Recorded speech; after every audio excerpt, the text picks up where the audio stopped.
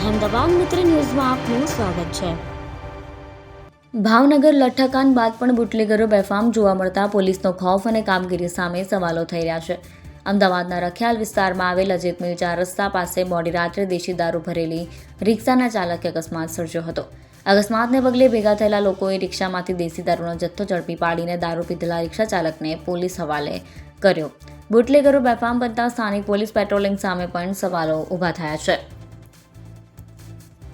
23 ઓગસ્ટના રોજ રાત્રે 11:15 આસપાસ અજીત મિલ 4 રસ્તા નજીક એક રિક્ષા ચાલકે બેફામપણે વાહન ચલાવી અકસ્માત સર્જ્યો હતો।